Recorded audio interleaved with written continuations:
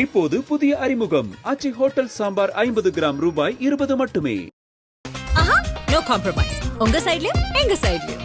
It's a GT promise. GT Holidays, South India's #1 travel brand. தமிழர்களின் #1 choice, Tamil matrimony.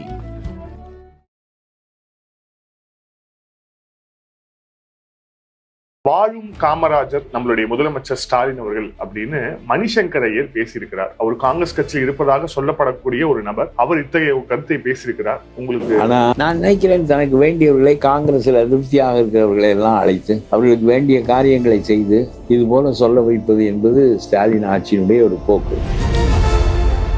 Congress திமுக இடையில அந்த கூட்டணியில பெரும் இழுபறி நீடித்து வருகிறது. ஸ்டாலின் வேண்டும்னா இருங்க, இல்லைன்னா வெளியேறலாம் என்ற அளவுக்கு ஸ்டாலின் சொல்லிவிட்டார் அப்படின்னு நீங்க செய்தித்தாள்ல பார்த்தோம். வேங்கை வயலில் மலத்தை கலந்தாலும் திருமாவளவன் கேட்க மாட்டார். சாம்சங்கில் தொழிலாளர்களுக்கு எதிராக ஸ்டாலின் பேசினாலும் சிபிஎம் கேட்காது. ஆகவே அவர்கள் எதற்காக கட்சி தோற்றுவித்தார்களோ அந்த கொள்கையை இழந்து விட்டார்கள். மூத்த தலைவர் பண்டோட்டி ராமச்சந்திரன் போன்றவர்கள் சொல்றாங்க, விஜய் கரிஷ்மேட்டிக் லீடரா இருக்கிறாரு, ஸ்டாலின் கரிஷ்மேட்டிக் லீடரா இருக்கிறாரு, அதிமுகக்கோ பாஜக கூட்டணிக்கோ கரிஷ்மேட்டிக் லீடர் இல்லை, இவங்க 2 பேருக்கு தான் போட்டி அப்படிங்கிறார். நான் சொல்லுகிறேன், நயன்தாரா இவருடைய கூட்டத்திற்கு போட்டியாக ஒரு கூட்டம் வைத்தால் இதே அளவு கூட்டம் கூடும். சிம்ரனுக்கு கூடியதை நான் பார்த்திருக்கிறேன். நான் சொல்கிறேன், திமுக நயன்தாராவை ஏற்பாடு செய்து விஜய் கூட்டத்திற்கு பின்னாலேயே அனுப்பினால் இந்த கூட்டம் அந்த கூட்டத்தால் வெட்டுப்பட்டு. மக்களுக்கு எதிரான ஒரு கட்சி, மக்களுக்கு எதிரான திட்டத்தை வைத்திருக்கின்ற கட்சியோடு நீ ஏன் சேருகிறாய் என்று கேட்கிறேன். நீ முதல்ல சீட்டல்ல பிரச்சனை, முதல்ல மேகதாதுவை கட்ட மாட்டேன் என்று உன்னை சொல்லுவானோடு கூட்டு சேருகிறேன் என்று சொல்ல வேண்டும். கம்யூனிஸ்டுகளுக்கு சொல்ல வேண்டும், முல்லை பெரியார் அணையை இடிக்க வேண்டும் என்று உங்களுடைய பினராயி விஜயன் சொல்லுகிறார். 135 அடிக்கு மேல் ஏற்றக்கூடாது என்று சொல்லுகிறார். அதை ஒழுங்குபடுத்தி விட்டு வாருங்கள், நாம் கூட்டு வைத்துக் கொள்ளலாம் என்று சொல்ல வேண்டும். சொல்லுவதற்கும் யோக்கியதை இல்லை. நீ எல்லாம் கருணாநிதி ஆண்டு, நீ ஆண்டு, உன் மகன் ஆண்டு இந்த நாட்டை பாழாக்க வேண்டும் என்று சொல்கிறீர்கள். இந்த விஜய்க்கு ஒரு டெப்த்தும் இல்லை. சும்மா ஒரு பாட்டுக்கு ஏதோ ஒன்று ஸ்கிரிப்ட் எழுதி கொடுக்குறார்கள், அதை வெளியிட்டார்கள். அதை கேட்டாலே எனக்கு அவமானமாக இருந்தது. அதில் இந்த இடத்துல நீங்கள் பேச்சை நிறுத்தவும், பிறகு அழுகவும். திருமாவளவன் அப்படி தான் எழுதுவார். அப்புறம் இவர் அதே மாதிரி அந்த இடத்துல பேச்சை நிறுத்துகிறார், பிறகு அழுகிறார், கண்கலங்குகிறார். எல்லாமே டிராமாவாக நடக்கிறது. இது என்ன, இந்த நாட்டு மக்களுடைய தலைவிதியை தீர்மானிக்க போகின்ற அரசியல். இதில் நீங்கள் டிராமா நடத்தி கொண்டிருக்கிறீர்களே என்ன என்று கேட்கிறேன் நான். அமைச்சர் கே நேரு மீதான ஊழல் வழக்கு 1020 கோடி ரூபாய், அதுக்கு முகாந்திரம் இருக்கிறதுன்னு 3 முறை அமலாக்கத்துறை சொல்லியும் எஃப்ஐஆர் போடாம இப்போ ஒரு உயர்நீதிமன்றம் ஒரு டைரக்ஷன் கொடுத்திருக்கு, எஃப்ஐஆர் போட்டாகணும் அப்படின்னு. வழக்கை நடத்துகிற அதிகாரம் ஆளுங்கட்சி கையில் இருக்கிறது. திருடுகிறவன் ஆளுங்கட்சியினுடைய மந்திரி. அவன் மீது அவன் எப்படி வழக்கு போடுவான்? அவன் நியமிக்கிற சர்க்கார் வக்கீல் இவனுக்கு எதிராக எப்படி பேசுவான்? இவனுடைய தயவிலே எஸ்பியாக டிஜிபியாக ஆகிற போலீஸ் அதிகாரி எப்படி இவர்களுக்கு எதிராக நடந்து கொள்வான்? எந்த வழக்கை நீங்கள் தண்டித்திருக்கிறீர்கள்? இத்தனை பேரின் மீதும் ஏராளமான ஊழல் குற்றச்சாட்டுகள் சொல்லப்பட்டு ஏன் உங்களால் தண்டிக்க முடியவில்லை? ஒரு திருடன் என்று தெரிந்த பிறகு, கைதி என்று தெரிந்த பிறகு, குற்றவாளி என்று தெரிந்த பிறகு அந்த மனிதனை மந்திரியாக ஆக்கி 1.5 ஆண்டுகள் வைத்திருந்ததை இந்த நாடு கேட்க முடியாது என்றால், நம்முடைய சட்டத்திற்கு அதை தடுப்பதற்கு சக்தி இல்லை என்றால் சட்டம் தோற்றுவிட்டது. அவர் லா ஹஸ் ஃபெயில்ட். எந்த நீதிமன்றம் ஒரு குற்றவாளியை எதற்காக மந்திரியாக்கினாய் என்று கேட்டது? ஆதரநேயர்களுக்கு அன்பு வணக்கம். இந்த சிறப்பு நேர்காணலில் நம்முடன் இணைந்திருக்கிறார் தமிழ்நாடு தன்னுரிமை கழக தலைவர் பழகருப்பையா அவர்கள். ஐயா வணக்கம். வாழும் காமராஜர் நம்மளுடைய முதலமைச்சர் ஸ்டாலின் அவர்கள் அப்படின்னு மணிசங்கர் ஐயர் பேசியிருக்கிறார். அவர் காங்கிரஸ் கட்சியில் இருப்பதாக சொல்லப்படக்கூடிய ஒரு நபர். அவர் இத்தகைய கருத்தை பேசியிருக்கிறார். உங்களுக்கு மணிசங்கர் ஐயர் ஸ்டாலினை பெருமைப்படுத்துவதற்காக ஏதாவது பேச வேண்டும் என்று நினைத்திருந்தால் வேறு எதையாவது பேசியிருக்கலாம். காமராஜரை சிறுமைப்படுத்துகின்ற வகையில் இது அமைந்திருக்கிறது என்று ஒரு காங்கிரஸ்காரனுக்கு தெரியவில்லை என்றால் வேறு என்ன பொருள்? இதை செல்வ பெருந்தகை சொல்லி நான் கேட்டிருக்கிறேன். EVKS இளங்கோவன் சொல்லி நான் கேட்டிருக்கிறேன். ஈரோட்டில் அவரை நிறுத்தி பெரும்பணம் செலவழித்து இதெல்லாம் செய்தபோது EVKS இளங்கோவன் விலை போய்விட்டார். அதன் காரணமாக காமராஜருடைய ஆட்சியை ஸ்டாலினே தருகிறார் என்றார். செல்வ பெருந்தகை அதே கருத்தை சொன்னார். இப்பொழுது மணிசங்கர் ஐயர் சொல்லுகிறார். நான் நினைக்கிறேன், தனக்கு வேண்டியவர்களை காங்கிரஸில் அதிருப்தியாக இருக்கிறவர்களை எல்லாம் அழைத்து அவர்களுக்கு வேண்டிய காரியங்களை செய்து இது போல சொல்ல வைப்பது என்பது ஸ்டாலின் ஆட்சியினுடைய ஒரு போக்கு. இது 3வது ஒரு மனிதர் ஒரே மாதிரி சொல்லுகிறார். ஸ்டாலினுக்கு அது அவமானம் என்று தான் நான் சொல்லுவேன். காமராஜர் மிகச்சிறந்த ஆட்சியாளர் என்பது வேறு. உன்னுடைய தகப்பன் சிறந்த ஆட்சியாளர் இல்லை என்றும் அவரை போல நீ ஆட்சி செய்ய வேண்டும் என்று திமுக விரும்பவில்லை என்றும், காமராஜரை போல பெருமை மிகு ஆட்சியைத்தான் நீ நடத்த வேண்டும் என்று சொன்னால் உன் தகவலான ஆட்சி சீரழிக்கப்பட்டு விட்டது என்பதுதான் பொருள். நீ கருணாநிதி படத்தை போட்டு உன் படத்தை போட்டு கொண்டாலும் ஆட்சிக்கு உனக்கு முன்னோடியாக இருப்பவர் காமராஜர் என்று சொல்வதன் மூலம் காமராஜரை இழிவுபடுத்துகிறார்கள். மணிசங்கர ஐயர், செல்வ பெருந்தகை, ஈவி.கே.எஸ். இளங்கோவன் எல்லோரும் இழிவுபடுத்துகிறார்கள். அது ஒரு பக்கம் இழிவு நடந்தாலும் உனக்கு அது பெருமையா என்றால், உன்னுடைய தகப்பன் முதலமைச்சராக இருந்தார், கலைஞரை போல ஆளுகிறார், ஸ்டாலின் என்று சொல்லப்படாமல் காமராஜரை போல ஆளுகிறார் என்று சொல்லப்படுவதுதான் பெருமை என்று சொன்னால், உன்னுடைய தகப்பனின் ஆட்சி கேவலமான ஆட்சி என்பது அதுக்கு பொருள் என்றுதான் எனக்கு தோன்றுகிறது. அதோடு ராகுல் காந்தியோடு அவருக்கு பகை. ராஜீவ் காந்தியோடு இருந்தார், இந்திரா காந்தியோடு இருந்தார், எல்லாரோடும் இருந்தார், மந்திரியாக இருந்தார் மணிசங்கர ஐயர். ஒவ்வொரு முறையும் தஞ்சாவூர் மாயவரம் தொகுதியில் அவர் தான் நின்று வெற்றி பெற்றார்.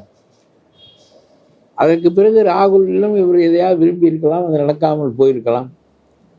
அதன் காரணமாக அவர் சொல்லுகிறார், நான் காந்தியை பின்பற்றுகிறேன், நேருவை பின்பற்றுகிறேன், இந்திரா காந்தியை பின்பற்றுகிறேன், ராஜீவை பின்பற்றுகிறேன், ராகுல் காங்கிரஸை பின்பற்றவில்லை என்று சொல்லுகிறார். காங்கிரஸ் என்பது ராகுலிடம் தான் இப்பொழுதும் இருக்கிறது என்று வைத்துக் கொள்ளுங்கள். அதனாலே இவர்கள் எது வேண்டுமானாலும் பேசுகிறார்கள். இந்திய கூட்டணிக்கு, இந்தி கூட்டணிக்கு ஸ்டாலின் தலைமை ஏற்க வேண்டும் என்று சாங்குமா என்று கேட்கிறேன். தமிழ்நாடே எது, உன்னுடைய காலத்திற்கு ராஜாஜிக்கு காமராஜர் பகை, காமராஜருக்கு முத்துராமலிங்க தேவர் பகை, மாப்போசி பகை, அண்ணா பகை என்பது அரசியல் பகை என்பது ரொம்ப சரியானது. இப்பொழுது ஸ்டாலினுக்கு சீமான் ஒரு அரசியல் பகை, விஜய் ஒரு அரசியல் பகை. உங்களுடைய மட்டங்கள் இறங்குகிற போது எதிர்கட்சியினுடைய மட்டங்கள் இறங்கி விடுகின்றன. இதில் போய் இந்த ஸ்டாலினை இந்தி கூட்டணியினுடைய தலைமையாக ஆக்குவது என்றால், அவர்களாவது ஒரு 4-5 மாநிலம் வைத்திருக்கிறார்கள். தெலுங்கானா இருக்கிறது, கர்நாடகா இருக்கிறது, கேரளாவில் வந்து விடுவார்கள். இப்படி ஒரு 5-6 மாநிலம் வைத்திருக்கிறவரை அகில இந்திய தலைவராக வைக்க, அப்படியானால் இதெல்லாம் விலை கொடுத்து பேசப்படுகின்ற பேச்சு. மணிசங்கர ஐயர் போன்றவர்கள் அவர் செய்ய வேண்டாம். இதை சீமான் செய்வார், மற்றவன் செய்வான், எல்லாரும் செல்வ பெருந்தகை செய்வார். ஒரு சின்ன துண்டு வீசி எறியப்பட்டால் அதற்கு தாவுகிற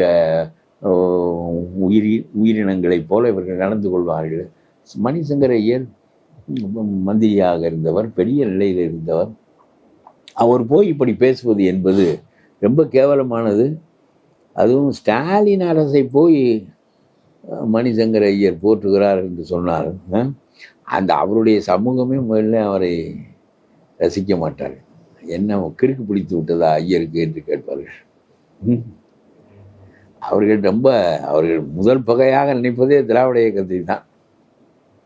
அப்படி இருக்கையில் இவர் போன்றவர்கள் பேசுவது, எஸ்.வி. சேகர் போன்றவர்கள் அந்த கட்சிக்கு போவது, இந்த இன்னொருத்தர் போனார், அதிமுக இந்த ஒரு ஐயர் போனார்.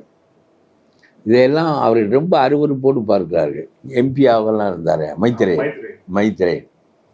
ஆக எல்லா மனிதர்களும் தங்களுக்கு ஒரு பதவி வேண்டும் என்கின்ற நிலையில், பதவியிலே இருந்து சுகங்கண்ட பிறகு அது இல்லாமல் இருக்க முடியாது என்கின்ற நிலையில் எந்த இடத்திற்கு வேண்டுமானாலும் சாகுவது என்கின்ற நிலை ஏற்பட்டு விட்டது.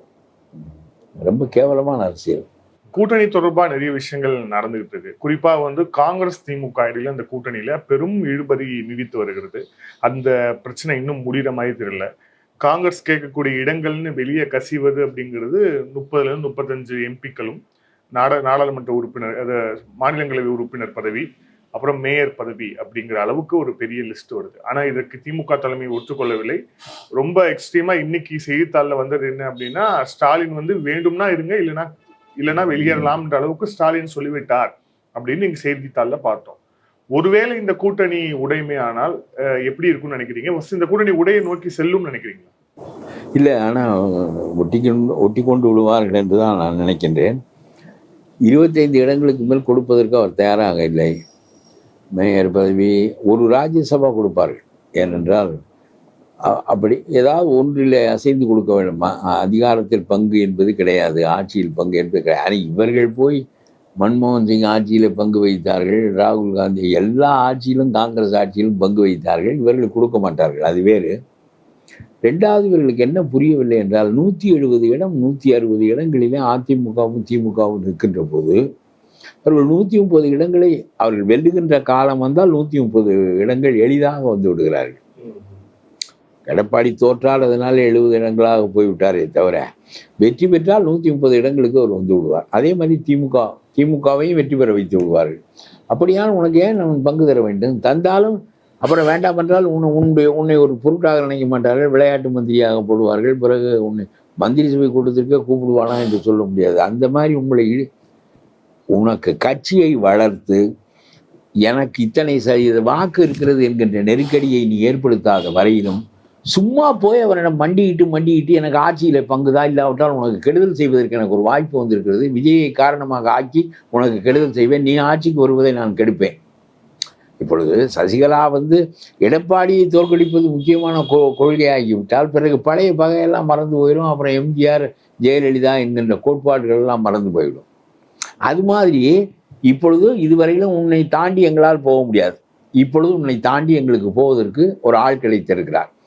அவருக்கு 10-12% ஓட்டு இருந்தாலும், எங்களுக்கு ஒரு 5% ஓட்டு இருந்தாலும், நாங்கள் 2 பேரும் சேர்ந்து உன்னை தோற்கடிக்க முடியும். ஆகவே என்ன சொல்லுகிறாய் என்ற அச்சுறுத்தல் அரசியல் தான் நடக்கிறது தவிர அது ஒரு நியாயமான அரசியல் இல்லை. நீ தேர்தல் முடிந்த உடனேயே வெளியே வந்திருக்க வேண்டும். கூட்டணி என்பது சீட் அட்ஜஸ்ட்மெண்ட் தான், கொள்கையில் அல்ல, மற்றவற்றில் அல்ல, எதிலும் அல்ல. சிதையக்கூடாது வாக்குகள். பொது எதிரியை ஒருவனாக நியமித்து கொண்டு நம்முடைய வாக்குகள் சிதையக்கூடாது என்பதற்காக ஒன்று சேர்ந்து பிறகு திரும்ப 3 மாதம் கழித்து உன்னுடைய அரசியலை நீ நடத்த வேண்டும். சிபிஎம் தொழிலாளர்களுக்கு பேச வேண்டும், திருமாவளவன் தாழ்த்தப்பட்டவர்களுக்கு பேச வேண்டும், காங்கிரஸ் சிறுபான்மையினருக்கும் மற்றவர்களுக்கும் பேச வேண்டும் என்கின்ற நிலை இருந்தால்தான் உன்னுடைய கட்சி வளர முடியுமே தவிர 4.5 ஆண்டுகளாக எதுவுமே நீ பேசியதில்லை இந்த ஆட்சியை பற்றி. அப்புறம் எப்படி உன்னுடைய கட்சி வளரும்? இப்பொழுது வெளியே வந்து இவனோடு சேர்வதன் மூலமும் பழைய அரசியலைத்தான் தொடரப் போகிறாய். அங்கிருந்து இங்கே கொஞ்சம் இடத்தை வாங்கி கொண்டு வரப்போகிறாய், இன்னொருவனுடைய தலைமைக்கு கீழே இருக்க போகிறாய், 10-20 இடம் கூடுதலாக வரப்போகிறதை தவிர இந்த அணி வெற்றி பெறாவிட்டால் நீங்கள் ஒன்றுமே இல்லாமல் போய்விடுவீர்கள். பிறகு ஏற்கனவே இருக்கிற வலிமையும் போய்விடும். ஆகவே உங்களுடைய சிந்தனையே சரியில்லை. எல்லாரும் இந்த கூட்டணி என்ற பெயராலே 5 ஆண்டுகள் கூடவே இருந்து வேங்கை வயலில் மலத்தை கலந்தாலும் திருமாவளவன் கேட்க மாட்டார். சாம்சங்கில் தொழிலாளர்களுக்கு எதிராக ஸ்டாலின் பேசினாலும் சிபிஎம் கேட்காது. ஆகவே அவர்கள் எதற்காக கட்சி தோற்றுவித்தார்களோ அந்த கொள்கையை இழந்து விட்டார்கள். 2 பேர் 4 பேர் வர வேண்டாம். அந்த 2 பேர் போய் என்ன பண்ண போறான்? இந்த வெங்கடேசன் போய் என்ன பண்ணார்? செங்கோல் வைத்திருந்த ராஜாவெல்லாம் ஆசை நாயகி வைத்திருந்தான். இவனெல்லாம் செங்கோல் வைத்துக் கொள்வதற்கு என்ன நியாயம் இருக்கு? ஆசை நாயகி வைத்துக் கொள்வது என்பது வேறு, செங்கோல் வேறு. செங்கோல் என்பது நீதி சார்ந்தது, ஆசை நாயகி வைத்துக் கொள்வது என்பது ஆசை சார்ந்தது. எவன் ஆசை நாயகி வைத்துக் கொள்ளவில்லை? மாசேதும் வைத்துக் கொண்டார் ஒரு புரட்சியாளர் இல்லையா என்று கேட்டேன் நான். மாசேதுக்கு ஒரு ரயில் வேக நிரம்ப பெண்கள் போவார்கள். அவனை விட பெரிய புரட்சியாளன் கிடையாது, அவனை விட பெரிய சிந்தனையாளன் கிடையாது. ரெட் புக் எழுதியவன் அவன்தான் சீனாவை ஒருமைப்படுத்தியவன் என்பதற்காக இன்றைக்கும் அவனுடைய கொள்கை தோற்று போய்விட்டது. கம்யூனிசம் என்றாலும் கூட 3 கோடி பேர் செத்தார்கள் பசியினாலே மாசேதும் காலத்தில். என்ன செய்தாலும் அவன்தான் சீனாவை ஒருமைப்படுத்தியவன் என்று இன்றைக்கும் அவனுடைய படத்தை தான் முதலில் வைத்திருக்கிறார்கள். நியாயமாக டெங் ஜியாபிங்கால் தான் சீனா வளர்ச்சி அடைந்தது, மாசேதும் பால் அல்ல. ஆனால் மாசேதும் சிதறி கிடந்த சீனாவை ஒன்றுபடுத்தியவர். சியாங்கை சேக்கை தைவானுக்கு அனுப்பி ஒன்றுபடுத்தியவர். அதனாலே அவரை ஒருமுகப்படுத்திய தலைவராக வைத்தார். அவர் ஆசை நாயகி வைத்திருந்தாரா இல்லையா? அவருடைய டாக்டர் எழுதுகிறார், ஒரு வேன் நிரம்ப பெண்கள் போவார்கள், அப்படி பார்த்து விட்டு யார் அவர் கை காட்டுகிறாரோ அவர்கள் வருவார்கள். அவருடைய பெண்டாட்டி ஒரு முறை இதற்காக கோபம் கொண்டாள், இவரோடு சண்டை போட்டாள். ஒரு ரயிலிலே கூட போயிருந்தபோது ஒரு ஸ்டேஷனில் இறக்கி விட்டுவிட்டு ரயில் எடுத்து கொண்டு வந்து விட்டார். மாசேதும் என்றெல்லாம் எழுதுகிறார். அதற்கு பிறகு அவள் பாடம் கற்றுக்கொண்டாள். அதற்கு பிறகு இந்த ஒரு விவகாரத்தை பற்றி அவருடைய மனைவி கேட்பதில்லை. இதெல்லாம் பெரிய. அதுக்கு பிறகு 4 கேங்கில் அந்த அம்மா இருந்தார்கள், சிறைக்கு போய் அழிந்தார்கள். அதெல்லாம் வேறு. எதற்காக சொல்கிறேன் என்றால், இந்த வெங்கடேசன் மாதிரி ஆளுகா என்ன பெரிய மார்க்சிசம் பேசி விட்டார்கள் அவர்கள். அங்கே போய் திமுகவுக்கு ஜால்ரா அடிக்கிறார்கள். 2 எம்பியும் 4 எம்பி போயிருக்கிறார்கள். 4 எம்பியும் திமுகவுக்கு ஜால்ரா அடிப்பது தான் வேலை. ஒரு நாளும் அவர்களுக்கு மார்க்சிசம் தோல்வி அடைந்து விட்டது. அது கமாண்ட் எக்கானமி. உலகம் பூராவும் தோல்வி அடைந்து ரஷ்யா வரையிலும் அதை கைவிட்டு விட்டார்கள். மாற்று அவர்களுக்கு சொல்ல தெரியவில்லை. கம்யூனிஸ்ட் கட்சி வைத்திருக்கிறார்களே தவிர நானும் சோசியலிஸ்ட் தான், எனக்கும் என்ன விருப்பம் என்றால் சோசலிசம் கமாண்ட் எக்கானமி தோற்றுவிட்டது என்ற நிலையில் அதற்கு மாற்று என்ன செய்வது? இந்த கார்பரேட்டுகள் இருக்கக்கூடாது, பணம் வைத்திருக்கிறவன் நாடு ஆளக்கூடாது, பணம் வைத்திருக்கிறவனுடைய அதிகாரம் பார்லிமெண்டேரியன் எல்லாம் அவன் கையாளாகத்தானே வைத்திருக்கிறான். 500 பார்லிமெண்டேரியன்களும் 50 கார்பரேட்டுகளுக்காகத்தான் நாடாளுகிறார்கள். ஆகவே நாடு ஏழைகளுக்காக மக்களுக்காக ஆளப்படுவதில்லை. இதெல்லாம் விஜய்க்கு தெரியாது. அதுக்கு மாற்று என்ன என்று எனக்கு தெரியவில்லை. நான் யோசித்து கொண்டே இருக்கிறேன். இந்த சோசியலிசம் என்பது இட் cannot fail. ஏன்னா ஆல் ஆர் ஈக்குவல் என்பது இதிலே தான் இருக்கிறது. இந்த கார்பரேட்டுகளுக்கு நாம் அடங்க வேண்டிய தேவையில்லை. அதுக்கு வழி தெரியவில்லை. நானும் யோசித்து கொண்டே இருக்கிறேன். உலக நூல்களை எல்லாம் படிக்கிறேன். சீனாவில் என்ன செய்கிறான் என்றெல்லாம் பார்க்கிறேன். எனக்கு வழி தெரியவில்லை. அது ஒரு பக்கம் இருக்கட்டும். இப்பொழுது இந்த கூட்டணி என்ற பெயராலே அவர்கள் அடிமைப்பட்டு கொத்தடிமையாகி விடுகிறார்கள். அதனுடைய காரணமாக தங்களுடைய கட்சி வளர்ச்சி குன்றி போகுது. இவர்கள் செயலிழந்து விடுகிறார்கள். கால்கள் மரமரத்து போகின்றன. இப்பொழுது நடக்க முடியவில்லை. ஒவ்வொரு தரமும் 2 சீட்டுக்கு 3 சீட் கேட்டால் வளர்ந்து விடுமா உங்களுடைய கட்சி? 20 சீட்டாக நீ 70-80 சீட் வச்சிருந்தாய் காங்கிரஸில். இப்போ 20 சீட்டாக வந்து விட்டாய். ஏன் வந்தாய்? செயலற்று போய்த்தானே வந்தாய். இப்பொழுது நீ விஜயிடம் போவதனாலே என்ன ஆக போகுது? அவனை மிரட்டுவதற்கு பயன்படும், அவனை தோற்கடிப்பதற்கு கூட பயன்படும். அதற்கு பயந்து உனக்கு இடம் கொடுப்பாரா என்று நீ நினைக்கிறாய். மூடிய கைக்குள் என்ன இருக்கிறது என்று தேர்தலை பற்றி யாருக்கும் தெரியாது. ஆகவே அவர் என்ன நினைக்கிறார்? 25 சீட்டு வாங்கினால் வாங்க, போறதென்றால் போக என்கிறார். பிறகு வேண்டுமானால் இங்கே வரலாம். ஆனால் கொஞ்சம் பயப்படுகிறார்கள். பிஜேபி போன்ற ஒரு முரட்டு கட்சியை எதிர்ப்பதற்கு நமக்கு ஆள் பேர் வேண்டும், எம்பிக்கள் வேண்டும் பாராளுமன்றத்தில். அதுக்காக ஸ்டாலினை எதற்காக தள்ளி வைக்க வேண்டும் என்று நினைக்கிறார்கள். ஸ்டாலின் அந்த பலவீனத்தை பயன்படுத்தி கொண்டு நான் தான் எல்லாம், இங்கே நீங்கள் ஒன்றும் இல்லை, அங்கே நீங்கள் கத்துங்கள், ஆள் வர சொல்லுங்கள். இந்த ராஜா கஜா எல்லாம் போய் அங்கே அவருக்கு தானே பேசுகிறார்கள், டிஆர் பாலு அவர்களெல்லாம்.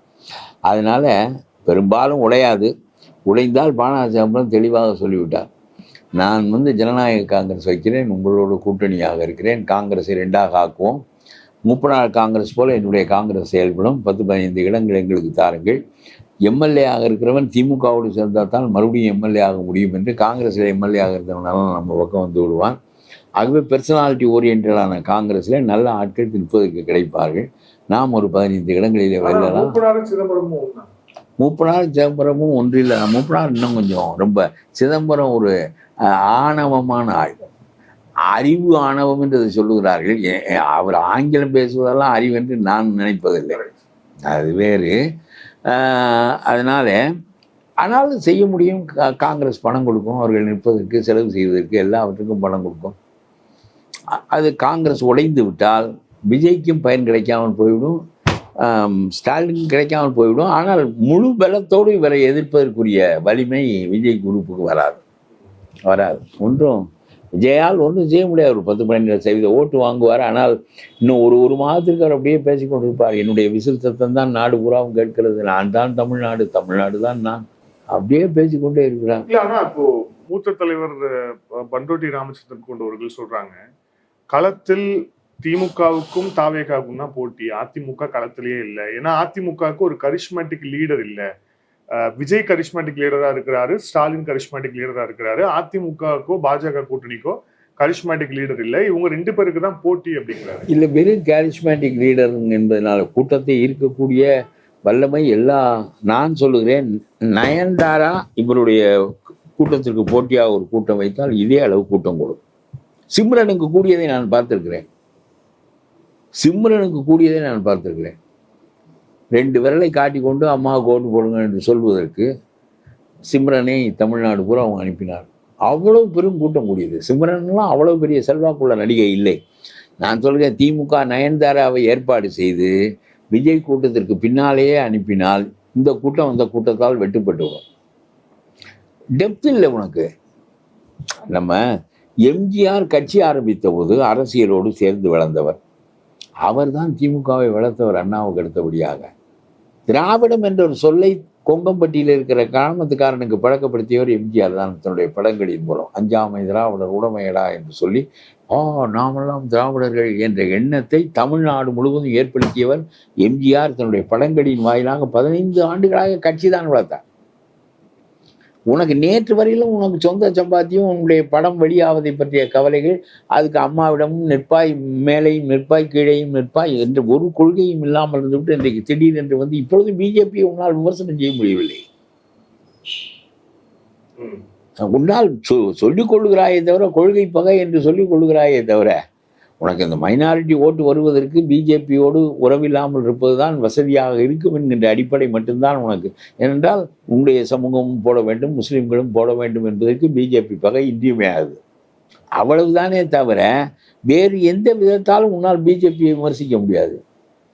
பிஜேபி செய்கின்ற தவறுகள் எத்தனையோ உண்டு, சரியானவை எத்தனையோ உண்டு. அதனுடைய நியாய அடிப்படையில் உன்னால் பேச முடியாது. திமுக ஆட்சிக்கு வருவதற்கு உனக்கு பயன்படும். எதிர்த்து பேசுகிறாய், நீயாக சொல்லிக் கொள்கிறாய், எனக்கும் அவருக்கும் தான் போட்டேன். இன்னும் கொஞ்ச நாள் சென்று நீ என்ன சொல்லுவாய் என்று எனக்கு தெரியும். என்னோடு ஸ்டாலின் போட்டி போடுகிறார் என்று சொல்லுவாய். இப்பொழுது எனக்கும் ஸ்டாலினுக்கும் போட்டி என்று அட்பார் சமநிலையில் வைத்து பேசுகிறாய். பிறகு தேர்தல் வருகின்ற போது என்ன சொல்வாய் என்றால், என்னோடு ஸ்டாலின் போட்டி போடுகிறார், அது அவருக்கே தெரிந்து விட்டது அவருடைய இடம் என்ன என்று. இல்ல, நான் தான் தமிழ்நாடு, தமிழ்நாடு தான் நான் என்று சொல்கிறாய். என்ன எந்த தமிழர்கள் தமிழ் மொழிக்கு பேசினாயா, தமிழ் இனத்திற்கு பேசினாயா, எப்பொழுதாவது வெளியே வந்து இந்த மக்களுடைய துயரங்களை பற்றி பேசியிருக்கிறாயா? ஒன்றும் கிடையாது. இல்ல, நான் முதலமைச்சர் ஆகிட்டு எல்லா இடத்துக்கும் வரேன் அப்படிங்கிறாரு. இது வந்து என்ன செய்ய போகிறார்? இப்பொழுது அந்த மக்களுக்காக இதற்கு முன்னால் என்ன பேசியிருக்கிறார், இப்பொழுது என்ன பேசுகிறார் மக்களுக்காக? அதெல்லாம் கிடையாது. நான் சொல்கிறேன், இந்த திருப்பரங்குன்றத்தில் தீபம் ஏற்றுவதை பற்றி அவர் பேசவில்லை என்பதே பெரிய குறைபாடு. அவருக்கு தெரியவில்லை. அவர் ஸ்டாலின் எப்படி ஒரு அரசியல் எடுக்கிறாரோ, சிறுபான்மை அரசியலை, ஸ்டாலினுக்கு வேற கட்சிகள் ஆதரவு இருப்பதினாலே அவர் இந்து என்ற அடிப்படையில் ஓட்டுக்களை வாங்க வேண்டிய கட்டாயத்தில் இல்லை. ஆனால் திருப்பரங்குன்றத்தில் அந்த மலையின் மீது தீபம் ஏற்ற வேண்டும் என்பது இந்துத்துவா காரணத்துக்கு முயன்றான் என்பதை தவிர அது தமிழர்களுடைய விருப்பம். நான் இந்துத்துவக்காரன் இல்லை, சங்கி இல்லை. ஆனால் திருப்பரங்குன்றத்தில் முருகனுக்கு தீபம் ஏற்றப்பட வேண்டும் என்று நான் விரும்புகிறேன். ஏனென்றால் நம்முடைய வீடுகளிலெல்லாம் தீபச்சட்டிகளை வைத்து நம்முடைய பெண்கள் தீபம் ஏற்றுகிற போது மலையில் ஏற்றாமல் இங்கே வீட்டில் ஏற்றி என்ன செய்வது? அது அவனுக்குரிய மலை. அங்கே ஒரு தர்கா அமைந்து விட்டது. அந்த தர்காவை நாம் இடிக்க வேண்டாம். அது திருப்பரங்குன்றம் கல்தூண்களின் மீது தான், அந்த மண்டபத்தின் மீது தான் அந்த தர்காவே கட்டப்பட்டிருக்கிறது.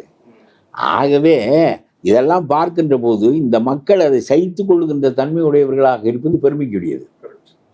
உங்களுடைய தர்கா 700 ஆண்டுகளாக இங்கே இருக்க முடிவதற்கு காரணம், முருகன் கோயில் மண்டபத்தின் மீதே இருக்க முடிவதற்கு காரணம், இந்த மக்கள் இருக்கட்டும், அதுவும் ஒரு மதம், அதை பின்பற்றட்டும் என்று நினைக்கிறார்கள்.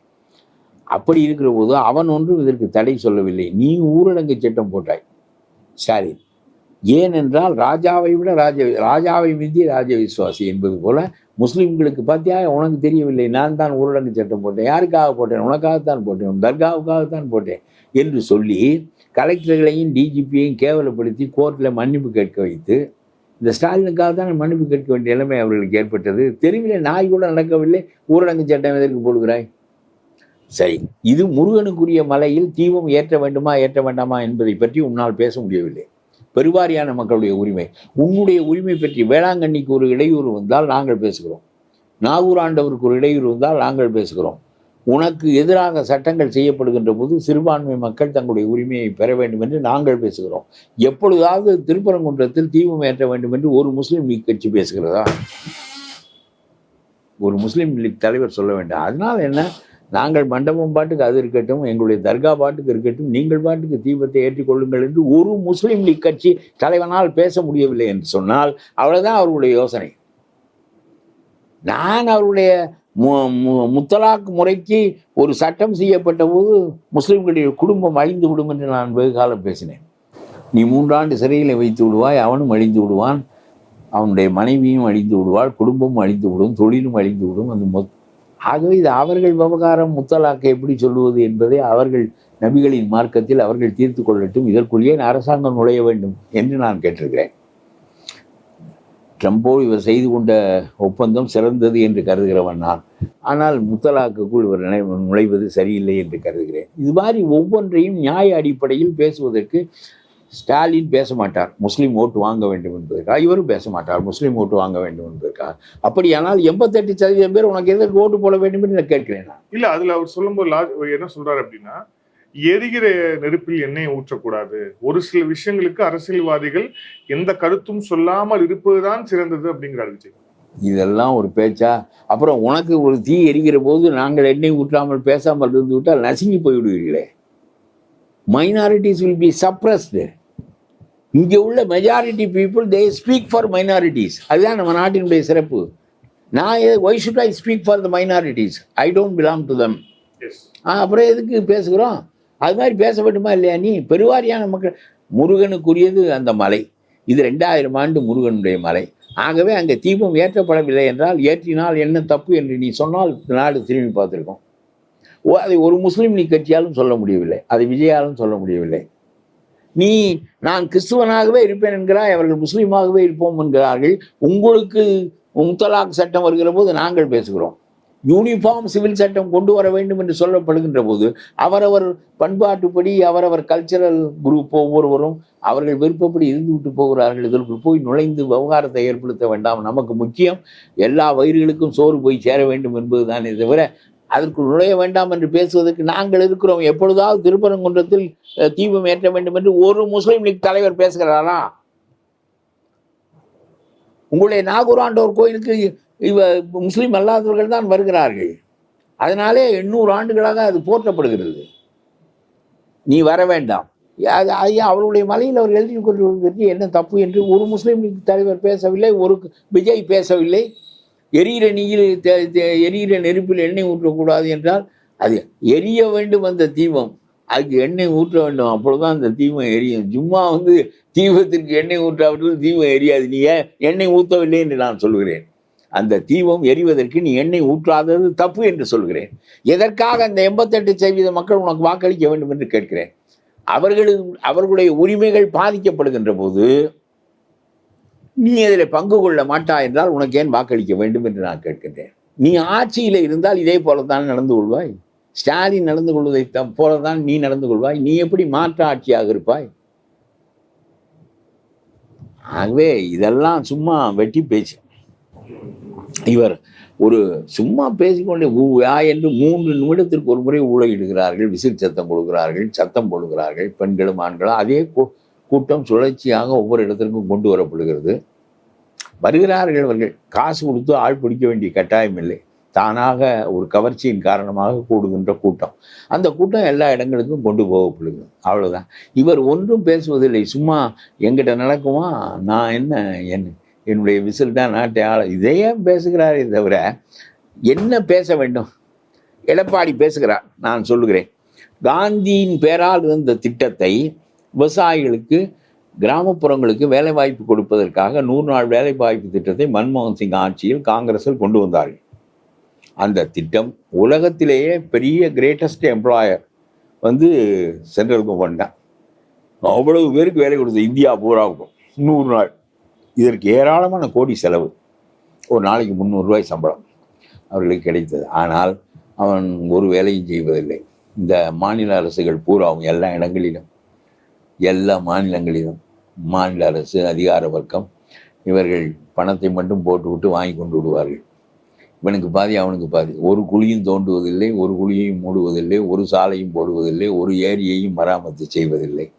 இந்த பணம் பூராவும் வீணானது. ஆனால் கிராம மக்களுக்கு போய் சேர்ந்து அதுக்கு சும்மா கொடுத்து விட்டு போகலாம். ஆனால் வேலை பார்க்க சொன்னால்தான் அந்த கிராமங்கள் மேம்படும். ஒரு குளம் வெட்டப்படும், ஒரு சாலை போடப்படும். இத்தகைய நிலையில் இது தவறாக 20 ஆண்டுகளாக நடக்கிறது. மாநில கட்சிகள் பூராவும் இந்த கொள்ளையில் பங்கு கொள்ளுகின்றன. மத்திய அரசாங்கத்தின் பணம் என்பதால். ஆகவே நீனும் 40% போடு, நான் 60% போடுகிறேன். நான் ரூபாயை குறைத்து கொள்ளவில்லை. 100 நாளை 125 நாளாக்குகிறேன். நான் அதே 100 ரூபாயை போடுகிறேன். ஆனால் 60% தான் பங்கு, 125 நாளைக்கு. நீ 40% போடு. கிராமங்களை இனிமேல் நீ இல்லை, நான் மேல் பார்ப்பேன். எந்த கிராமத்திற்கு எந்த வேலை வேண்டும், எங்கு குளம் வெட்ட வேண்டும், எங்கு சாலை போட வேண்டும், எல்லாவற்றையும் நாங்கள் தீர்மானிப்போம், நாங்கள் மேல் பார்ப்போம். பணம் இங்கிருந்து வரும். 40% கொடுத்தால் நீயும் சேர்ந்து அதில் பங்கு கொள்ளலாம், நீயும் கண்காணிக்கலாம். ஆனால் வேலை பார்க்காமல் பணத்தை எடுத்துக்கொண்டு போவது என்பது நடக்காது என்று ஒரு திட்டத்தை கொண்டு வந்தார். காந்தி பேரை எடுத்தது தான் தப்பே தவிர, காந்தி மாதிரி ஒரு மனிதன் பிறக்க போவதே இல்லை. அந்த பேரை எடுத்து விட்டு நீ யார் பேரை வைப்ப? அவர் காங்கிரஸ் தலைவரா? அவர் தேசத்தின் தலைவர் என்கின்ற எண்ணம் உனக்கு இல்லை. ரூபாய் நோட்லையும் எடுத்து விடு. இது ஒரு விளங்காத்தனம். இது இந்த ஆர்எஸ்எஸ் காரர்களுக்கு அது புரியவே புரியாது. ஆர்எஸ்எஸ் காரன் பூராவும் இதே மாதிரியே 100 வருஷம் வளர்ந்துருக்கிறான். நஞ்சு அவனுடைய உச்சந்தலைக்கு ஏறி இருக்கிறது. ஆகவே நான் முதல்ல இந்தி என்பதை ஒப்புக்கொள்வதில்லை. நீ வேண்டுமா உன்னை இந்துன்னு சொல்லிக்கொள், நாங்கள் தமிழ்நாட்டில் தனிச்சமயம், அது கிடக்கட்டும். ஆக இதுவே முதல்ல ஸ்டாலினுக்கு புரியாதே, இதே முதல்ல விஜய்க்கு புரியாதே. தமிழனுக்கு தனிச்சமயங்கள் கிடையாதா என்று கேட்க உன்னால் முடியாது, என்னால் முடியும். இந்து சமய அறநிலையத்துறை என்பதை மாற்று என்று சொல்ல என்னால் முடியும். அது ஒரு பக்கம் இருக்கட்டும். இந்த 125 நாள் திட்டம் இது விவசாயிகளுக்கு பெருநன்மை ஏற்படுத்தக்கூடியது. பானா சிதம்பரம் பெரிய, நாங்கள் சப்ளை ஓரியன்ட், பெரிய டிமாண்ட் அண்ட் சப்ளை என்ற எக்கனாமிக்ஸை பேச வந்து விட்டார். சப்ளை ஓரியன்ட், எல்லா காலங்களுக்கும் நாங்கள் வழங்குவோம். இவர்கள் டிமாண்ட் ஓரியன்ட், குறிப்பிட்ட காலத்திற்கு மட்டும் தேவைக்கு மட்டும் வழங்குவார்கள். நீ எங்கே வழங்கின? 100 நாள் தானே வழங்கினாய், 12 மாதங்களுக்கு வேலை தருவதாக சொன்னாயே தவிர வழங்கியது 100 நாளைக்கு தானே, பயன் 100 நாளைக்கு தானே. இப்பொழுது 125 நாள் ஆக போகிறது, பயன் கூட போகிறது, உன்னுடைய பங்கும் சேரப்போகிறது. என்னுடைய பணம் 100 ரூபாயோடு உன்னுடைய பணம் 40 ரூபாய் சேரட்டும், 125 நாளைக்கு வேலை நடக்கட்டும். விவசாயிகளுக்கு, விவசாயத்திற்கு இடையூறாக இந்த வேலை திட்டம் நடக்கிறது, அவர்கள் வேலைக்கு போக மறுக்கிறார்கள், அதனால் விவசாய அறுவடைகள் நடக்கவில்லை என்று சொல்லி 2 மாதம் விவசாய காலத்தில் எந்த வேலையும் நடக்கக்கூடாது என்று அரசாங்கம் திட்டமாக வரையறுத்து விட்டது. மீதமுள்ள 10 மாதத்தில் 125 நாட்கள் வேலை செய்யுங்கள். இதை போய் விமர்சிக்கிறார் நம்முடைய சிதம்பரம். நான் சொல்லுகிறேன், நீ முதல்ல உன்னுடைய திட்டம் ஒரு ஊரும் மேம்படவில்லையே, ஒரு திட்டமும் மக்களுக்கு பயன்படுமாறு கை கொள்ளப்படவில்லையே. இது இப்பொழுது ஒழுங்குபடுத்தப்படுகிறதே, விவசாயத்திற்கு இடைஞ்சல் இல்லாமல் ஒழுங்குபடுத்தப்படுகிறதே. சரி, அதை விட நான் ஒன்று சொல்லுகிறேன். இதை அடிமை என்று சொல்லுகிறார்கள் எடப்பாடியை. 125 நாட்களுக்கு பதிலாக நான் 150 நாளைக்கு வேலை கொடுப்பேன் என்று சொல்லுகிறவன் ஆட்சிக்கு வர வேண்டுமா? நீ வர வேண்டுமா? நான் சொல்ல, நான் தேவமார்களுடைய ஆட்சி, விண்ணுலகத்திலிருந்து இறங்கி வந்த ஆட்சி என்று எடப்பாடி ஆட்சியை சொல்லவில்லை. உன்னை விட பரவாயில்லை, உன்னை விட சிந்திக்கிறார்கள். நான் சொல்லுகிறேன், இது மாதிரி விஜய்க்கு என்ன பேச தெரிகிறது? இந்த திட்டத்தை பற்றி அவர் பேசியதே இல்லை. எப்பொழுது பார்த்தாலும் விசில் விசில் என்று தான் பேசிக்கொண்டிருக்கிறாயே தவிர, இந்த மகாத்மா காந்தி திட்டத்தை 60-40 ஆக்கியதும் 125 நாளைக்கு பெருக்கியதும், விவசாய நாட்களில் அந்த வேலையை செய்யக்கூடாது என்று சொன்னதும் மிகச்சிறந்த சீர்திருத்தம் என்று நான் சொல்லுகிறேன். அதை இன்னொரு 25 நாள் நான் கூட்டு, அதாவது மாநில அரசாங்கம் எதற்கு பணம் கொடுக்க வேண்டும் என்று கேட்டுக்கொண்டிருக்கிறார் நம்முடைய ஸ்டாலின். பயன்பெற போவது தமிழ் விவசாயிகள், கிராம மக்கள். ஆகவே உன்னுடைய பங்கு சும்மா கொடுக்குறாய், சட்டியும் முட்டியும் கொடு, 40% கொடு, அவனுக்கு வேலை பார்க்கிறவனுக்கு சம்பளம் கொடு. அதை செய்ய மறுக்கிறார். இவர் விவசாயத்திற்கு தானே பயன்பட போகிறது, கிராமங்களுக்கு தானே மேன்மை வரப்போகிறது என்று 125 நாளை 150 நாளாக ஆக்குகிறேன் என்கிறார். இது அடிமை புத்தியா? இதையே திருப்பி திருப்பி நீங்கள் சொல்லுங்க. நீ வாஜ்பாய்க்கு கீழே இருந்தால் அது அடிமை இல்லையாக்கும், இவர் மோடிக்கு கீழே இருந்தால் அடிமையாக்கும். சென்ட்ரல் கவர்மெண்ட்டுக்கு கீழே இருக்குல்ல. சொல்லும் போது சொல்லுவாங்க, Vajpayee right man in wrong party. அது சும்மா அப்படி சொல்லி கொண்டியாரு. மோடிக்கும் சொல்லுவார்கள், இவர்கள் கூட்டணியாக இருந்தால் strong man in the right party, ஏதாவது சொல்லுவார்கள். Strong man in the wrong party என்று சொல்லுவார்கள், ஏதாவது சொல்லுவார்கள். அது இந்த கருணாநிதி இதுதானே எப்பொழுதுமே அவருக்கு இதுதான் காயின் பண்ணுவார். அது போகட்டும். ஆக எதற்காக இதை சொல்கிறேன் என்றால், ஒன்று வேண்டாம், என்னுடைய கருத்து, எடப்பாடி 150 நாளைக்கு நான் வேலை தருவேன் இந்த திட்டத்தின் கீழே என்று சொல்லிவிட்டு அரசாங்கம், மத்திய அரசாங்கம் கொடுப்பதை கொடுக்கட்டும், மீதியை நாங்கள் போட்டு செய்கிறோம். குடிமராமத்து முறையை மறுபடியும் கொண்டு வருகிறேன் என்று ஒன்றை சொன்னால் போதும், இவருடைய original thought, it is his brain child. அவர் அதை கொண்டு வருவதற்குள் கொரோனா ஆட்சி முடிந்து விட்டது. குடிமராமத்து என்பது சோழர்கள் காலத்து முறை. ஒவ்வொரு கிராமமும் தன்னைத்தானே சீரமைத்து கொள்ள வேண்டும். அவர்களுடைய ஆர்வத்தில் அவர்களே, இப்போ ஒரு கண்மாய் இருக்கிறது என்றால் அந்த கண்மாயில் தண்ணீர் வற்றி விட்டது என்று சொன்னால் எப்படி பங்கிட்டுக் கொள்வது என்பதை கிராமம் கூடி முடிவு செய்கிறது. 1 ஏக்கருக்கு தான் தண்ணீர் பாயும் என்றால் 1 ஏக்கரை வைத்திருப்பவனுக்கு முழுசாக பாயும், 10 ஏக்கரை வைத்திருப்பவனுக்கு 1 ஏக்கர் தான் பாயும். கடைமடவாயில் இருப்பவனுக்கு கடை நிலத்தில் இருக்கின்றவனுக்கு முதலில் பாயும், தலை நிலத்தில் இருக்கின்றவனுக்கு கடைசியில் பாயும். இவ்வளவு ஒழுங்கு இருக்கிறது. உன்னால் மேட்டூர் அணையை ஒழுங்கு செய்ய முடியவில்லையே, உன்னால் காவிரி திட்டத்தை இவ்வளவு பெரிய ஆட்கள் 75 ஆண்டுகளாக நீங்கள் நடத்தி ஒழுங்குபடுத்த முடியவில்லையே. கிராமத்துக்காரனிடமிருந்து நீங்கள் கற்றுக்கொண்டிருக்க வேண்டியதானே. We should learn from the people என்று மாவோ சொல்வார். கற்றுக்கொள்ளவில்லையே நீ. கிராமத்தில் இதே சிக்கல், தண்ணீர் பஞ்சம் வருகிற போது எப்படி அந்த விவசாயிகள் தீர்த்து கொள்ளுகிறார்கள் என்கின்ற அறிவு இந்தியாவில் இருக்கிற எந்த அரசியல்வாதிக்கும் 75 ஆண்டுகளாக இல்லை. இன்றைக்கு மேகதாது கட்டுகிறேன் என்று அவர்கள் சொல்லுகிறார்கள். நீ முதலில் என்ன பேச வேண்டும் அவரிடம்? மேகதாதுவை கட்டுகிறேன் என்று சொன்னால் உன்னோடு எதற்கு நான் கூட்டு வைத்துக் கொள்ள வேண்டும் என்பதை தமிழ் மக்கள் பஞ்சங்களாக போய் விடுவார்கள், நிலங்கள் காய்ந்து விடும். ஆகவே நீ அதை கட்டுவது இல்லை என்று சொன்னால்தான் உன்னோடு கூட்டு. மக்களுக்கு எதிரான ஒரு கட்சி, மக்களுக்கு எதிரான திட்டத்தை வைத்திருக்கின்ற கட்சியோடு நீ ஏன் சேருகிறாய் என்று கேட்கிறேன். நீ முதல்ல சீட்டல்ல பிரச்சனை, முதல்ல மேகதாதுவை கட்ட மாட்டேன் என்று அவனை உன்னோடு கூட்டு சேருகிறேன் என்று சொல்ல வேண்டும். கம்யூனிஸ்டுகளுக்கு சொல்ல வேண்டும், முல்லை பெரியாருடைய அணையை இடிக்க வேண்டும் என்று உங்களுடைய பினராயி விஜயன் சொல்லுகிறார். 135 அடிக்கு மேல் ஏற்றக்கூடாது என்று சொல்லுகிறார். அதை ஒழுங்குபடுத்தி விட்டு வாருங்கள், நாம் கூட்டு வைத்துக் கொள்ளலாம் என்று சொல்ல வேண்டும். அது என்ன, தமிழ்நாட்டில் இவர்களோடு சேர்ந்து இவர் பேசுவார்கள், காவிரிக்காக இங்கே உள்ளவனோடு சேர்ந்து பேசுவார்கள், அங்கே உள்ளவன் மேகதாதுவை கட்டுவான். இங்கே உள்ள காங்கிரஸ்காரன் மேகதாது கட்ட வேண்டாம் என்பான், இங்கே உள்ள கம்யூனிஸ்ட்காரன் முல்லை பெரியாரை இடிக்கக்கூடாது என்பான். ஆனால் இவர்கள் கூட்டணி சேர்ந்து கொள்வார்கள். நீ வெறுங்கத்து கத்துவதனால என்ன பயன் ஏற்பட்டிருக்கிறது என்று கேட்கிறேன் நான். நீ நியாயமாக ஆட்சியில் இருக்கிற கட்சி அஞ்ச வேண்டும். இந்தியா ஒன்றாக இருக்க வேண்டும் என்றால் நதிநீர் பிரச்சனையை தீர்க்க வேண்டும். அப்படியானால் கோர்ட்டு தீர்த்தாலும் சரி, தேசிய நீராணையம் தீர்த்தாலும் சரி, நீங்களே அரசியல்வாதிகள் தீர்த்தாலும் சரி, பழைய வழமைப்படி நடக்கின்ற காரியங்களை நடக்க விட்டு இது ரொம்ப கிராமத்தில் விவசாயிகள் தீர்த்து கொள்கின்ற தண்ணீர் பிரச்சனையை உன்னால் மேகதாதுவிலும் அதிலும் தீர்க்க முடியவில்லை என்றால் நீ அவனோடு சேர்ந்து கொள்கிறாயே. அது வேறு இது வேறு என்று சொல்லுகிறாயே. கோர்ட்டுக்கு தான் போகிறாயே தவிர சீதாராமையாவை கூப்பிட்டு என்ன மேகதாது கட்டுகிறேன் என்று சொல்கிறார்கள். உன்னோட எனக்கு என்ன கூட்டு? என் மக்கள் அழிந்து போவார்கள். சொல்லுவதற்கும் யோக்கியதை இல்லை. நீ எல்லாம் கருணாநிதி ஆண்டு, நீ ஆண்டு, உன் மகன் ஆண்டு இந்த நாட்டை பாழாக்க வேண்டும் என்று தெரிகிறீர்கள். நான் சொல்லுகிறேன், நீ காங்கிரஸோடு பேசு. இந்த வேலையை நீ நிறுத்தினால் உன்னோடு கூட்டு இல்லை என்ற கிடையாது. பாராளுமன்றத்தில் என்ன கூட்டு போடுகிறாய் என்று கேட்கிறேன் நான். அடிப்படை தண்ணீர் பிரச்சனை. வெறும் இந்துத்துவா என்பது அது ஒரு ஐடியாலஜி. முஸ்லீம் லீக் முஸ்லீம்களுக்காக மட்டுமே வைத்திருக்கிற கட்சி என்பது போல இந்துக்களுக்காக இந்துக்கள் வைத்திருக்கிற ஒரு கட்சி. அது ரெண்டுமே தப்பான கட்சி என்பதுதான் உண்மை. இவர்கள் மைனாரிட்டியாக இருக்கிறார்கள், அதனால் வைத்துக் கொள்கிறேன் என்று சொல்லுகிறார்களே தவிர ஒரு மதத்தின் பேராலே, ஜாதியின் பேராலே எதற்காக நீ கட்சி வைக்கிறாய்? வரி எல்லாரும் கொடுக்கிறார்கள், திட்டங்கள் எல்லாருக்குமாக போடப்படுகிறது. ஆகவே நீ இதன்படி செய்வது சரியா. ஜாதி மதம் ரெண்டும் முன்னிலைப்படுத்தப்படக்கூடாது. ஜாதி கட்சிகள் பூரா ஒழிக்கப்பட வேண்டும், மத கட்சிகள் பூரா ஒழிக்கப்பட வேண்டும். நான் கேட்கிறேன், இந்த தாழ்த்தப்பட்டவர்களுக்கு அம்பேத்கர் கொடுத்த குரலை விட காந்தி கொடுத்த குரலினாலே தான் அந்த ஏற்பு ஏற்பட்டது சமூகத்தில். ஆமாம், கோயிலுக்கு கூட்டி கொண்டு போ, அவர்களை சமமாக நடத்து, இந்த சமூகம் அழிந்து விடும், அவர்களை தாழ்த்தி வைத்தால் சமூகம் அழிந்து விடும் என்று இடைவிடாமல் சொன்ன காரணத்தினால் அம்பேத்கருடைய குரல் ஒலிக்க முடிந்தது.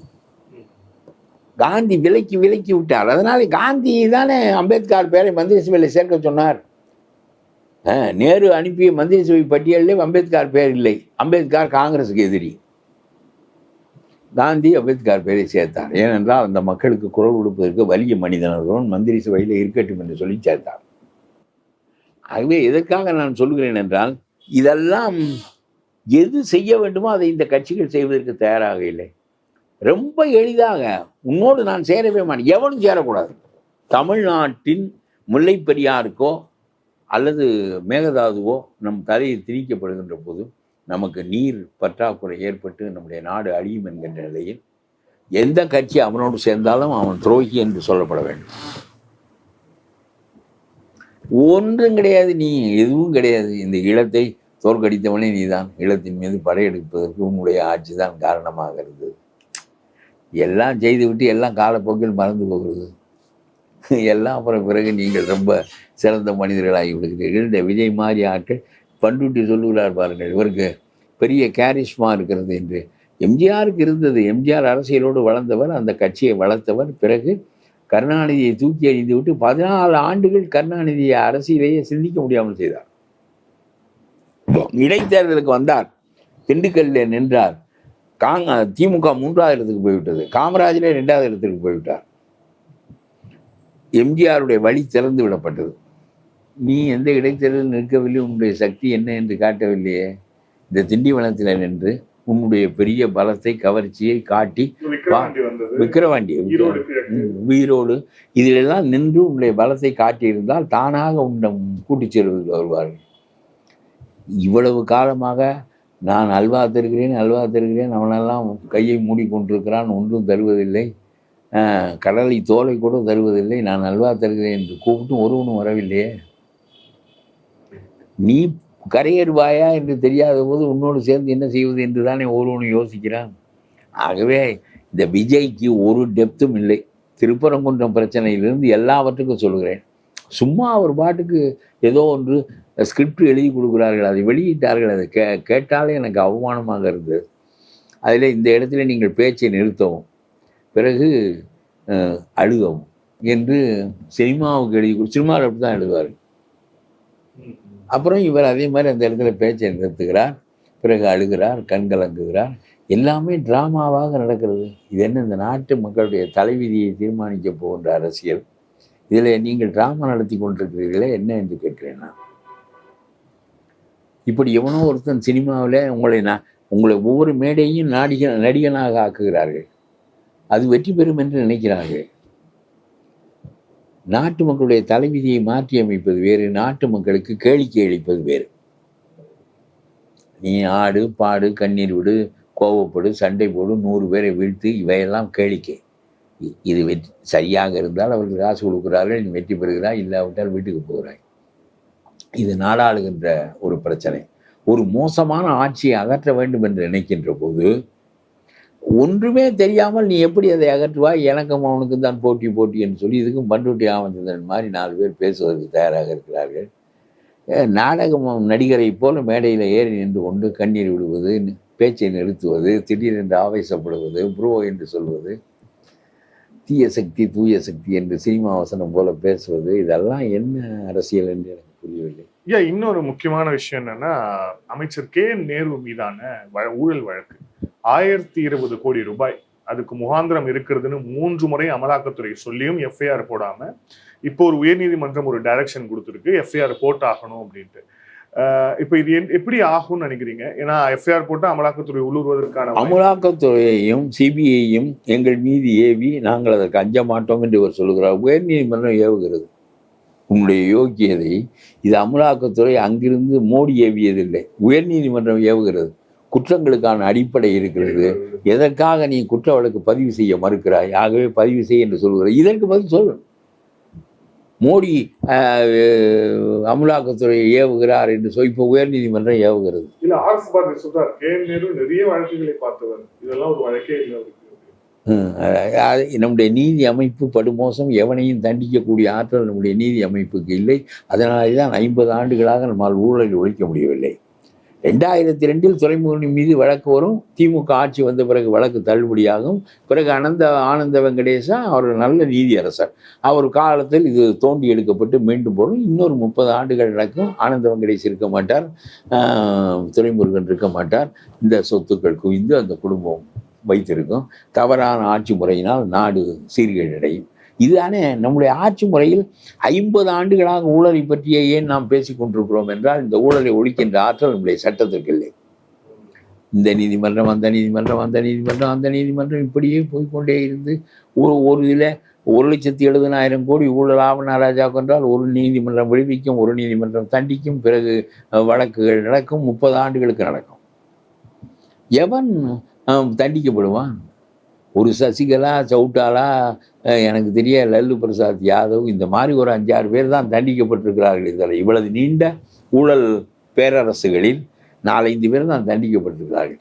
விஜய் என்ன பேச வேண்டும் என்றால், ஆளுங்கட்சிக்காரனே ஊழல் செய்து ஆளுங்கட்சிக்காரனே வழக்கம் போட வேண்டியவனாக இருந்தால் எப்படி ஊழல் ஒழியும் என்ற கேள்வியை விஜய்க்கு கேட்க தெரிந்திருந்தால் நான் போடுகிறேன் ஓட்டு. வழக்கை நடத்துகிற அதிகாரம் ஆளுங்கட்சி கையில் இருக்கிறது. திருடுகிறவன் ஆளுங்கட்சியினுடைய மந்திரி.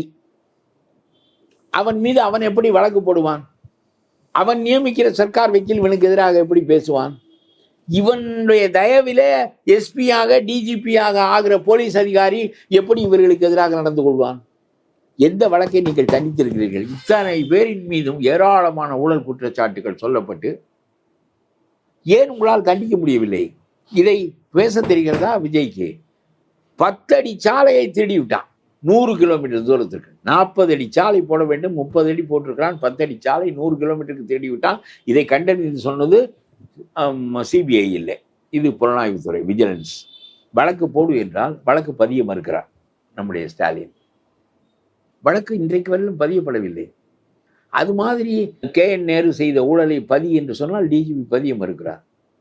நீ எதிரே பதற வேண்டும். நான் வந்தால் தூய சக்தி, நான் வந்தால் எல்லாம் செய்து விடுவேன் என்றால் உனக்கு கீழே இருக்கிற போலீஸும் பிடித்தா இருக்கும். உனக்கு கீழே நீ ஆதவ அர்ஜுனனை தான் நீ வைத்திருக்கிறாய். பரிசு கொடுக்காமலே பரிசு சீட்டு அடித்து வித்த ஒரு மனிதனுடைய மகன் புதுச்சேரியில ஆள வேண்டும், மருமகன் தமிழ்நாட்டை ஆள வேண்டும், அப்புறம் மனைவி வேறொரு நாட்டை ஆள வேண்டும். இது ஏண்டா இவ்வளவு கோடி அத்தனை அரசாங்கத்துக்கும் பணம் கொடுக்க வேண்டும் என்றால் எவ்வளவு சீட்டுகள் மொட்டையாக பரிசே கொடுக்கப்படாமல் விற்கப்பட்டிருக்கோம் இத்தனை மாநிலங்களில். மம்தாவுக்கு கொடுக்கிறார்கள், ஸ்டாலினுக்கு 500 கோடி கொடுக்கிறார்கள், 1200 கோடி மோடிக்கு கொடுக்கிறார்கள். அவ்வளவு பேருக்கும் பரிசு சீட்டுக்கு பணம் கொடுக்கிறார்கள் என்று சொன்னால் ஒருவனுக்கு நீ பரிசே கொடுப்பதில்லை என்பதுதான் பொருள். சீட்டடிக்கிற செலவு மட்டும்தான் உனக்கு வருகிறது. இவ்வளவு அயோக்கியத்தனமான மனிதர்கள், இவ்வளவு அயோக்கியத்தனமான ஒரு தொழில், இது கண்டிக்கப்படுவதற்கு பதிலாக ஒவ்வொரு மாநிலங்களும் நன்கொடைகள் வாங்கி கொண்டு இவர்களை ஆதரிக்கிறது. ஆதவ அர்ஜுனா 2வது இடத்தில் இருக்கிறார். ஊழலை பற்றி பேசுகிறாய். ஆதவ அர்ஜுனா ஒழுங்காக பரிசு சீட்டு கொடுத்து தான் இத்தனை கோடி, இத்தனை 1000 கோடி ஒவ்வொரு அரசாங்கத்துக்கும். ஒரு தேர்தல் வந்தால் 10,000 கோடி கொடுக்கிறார்கள் என்று சொல்கிறார்கள். ஆமாம், மம்தாவுக்கு கொடுக்குறார், ஸ்டாலினுக்கு கொடுக்குறார், மோடிக்கு கொடுக்குறார், அவர் கொடுக்குறார், ஜார்க்கண்டுக்கு கொடுக்குறார். எங்கெல்லாம் பரிசு சீட்டுகள் நடக்கின்றனவோ அங்கெல்லாம் பணம் கொடுக்குறார். 500 கோடி, 1000 கோடி. ஒன்றுமில்லாத ஸ்டாலினுக்கு 500 கோடி என்றால் பரிசு சீட்டுக்கு உதவியாக இருக்கின்றவனுக்கு எவ்வளவு கோடி கொடுப்பார்? பரிசு சீட்டல்ல அங்க பிரச்சனை, பரிசே கொடுப்பதில்லை என்பதுதான் பிரச்சனை. இல்லாவிட்டால் எப்படி இவ்வளவு பணம் அடிக்க முடியும்? கர்த்தருக்கு பயப்பட வேண்டும், இல்லாவிட்டால் நம்ம ஆட்சிக்கு பயப்பட வேண்டும். யாருக்கும் பயப்படுவதில்லை. ஆட்சி நம்முடைய கையில். நாம் காசு கொடுத்தாலும் ஆட்சி வாளை ஆட்டி கொண்டு நாய் மாதிரி வரும். இதான் இவர்களுடைய அவரை வைத்திருக்கிறார். புசிக்கு ஒன்றும் தெரியாது. இவர்களெல்லாம் ஆட்சி பீடத்தில் நான் சொல்லுகிறேன், ஏன் ஊழலை ஒழிக்க முடியவில்லை? ஊழலை ஒழிக்க வந்திருக்கிறார், ஏன் ஒழிக்க முடியல? 50 ஆண்டுகளாக ஒழிக்க முடியவில்லை. எம்ஜிஆர் அதை எய்த்துத்தான் வந்தார். நாட்டில் இருக்கிறவர்கள்லாம் அதை எய்த்துத்தான் வந்தார்கள். காமராஜர் எய்த்து வந்தார். என்ன அதில் இருக்கிறது குறை என்று கண்டுபிடிப்பதற்கு 50 ஆண்டுகள் ஆகியிருக்கிறது. திருடுகிறவன் எவனோ அவன் கையிலேயே சாவி இருக்கிறது. அதுதான் இப்பொழுது சாவியை திருடுகின்றவன் கையிலிருந்து பிரித்து இந்த போலீஸை இண்டிபெண்டன்ட் ஆக்க வேண்டும். நீதிமன்றங்களில் எந்த வழக்கும் அரசியல்வாதி வழக்காக இருக்குமானால் 3 ஆண்டுகளுக்குள் கடைசி நீதிமன்றம் வரையிலும் வழக்கு முடிந்து விட வேண்டும். ப்ரையாரிட்டியில் என்றால் அவன் அடிக்கின்ற பணம் கொஞ்சம் நெஞ்ச பணம் இல்லை. 34,000 கோடி ஆற்று மணலை சுரண்டி விட்டான் என்று 5 கலெக்டர்களை கோர்ட்டில் நிறுத்தியிருக்கிறார்கள் என்று சொன்னால் 34,000 கோடி இருந்தால் ஒரு தாய்மாருக்கு 1000 ரூபாய் கொடுப்பதற்கு பதிலாக 3000 ரூபாய் கொடுக்கலாம். இவ்வளவு பெரிய அரசாங்கத்துக்கு வரவு வைக்கப்பட்ட 4 கோடி, வரவு வைக்கப்பட்டது 4 கோடி, சுரண்டப்பட்டது 34,000 கோடி என்றால் ஸ்டாலின் அடிப்பது எத்தனை லட்சம் கோடி? நமக்கு வரவு செலவு திட்டம் 2.5 லட்சம் கோடி. இதெல்லாம் நீ என்ன பேச வேண்டும்? இந்த அமைப்பை மாற்றுவேன் சொல்லு. இது ஸ்டாலின் மட்டும் செய்கிற வழி வழியாக நடந்து கொண்டிருக்கிறது. காமராஜர் ராஜாஜி காலம் நீங்களாக வழி வழியாக நடந்து கொண்டிருக்கிறது.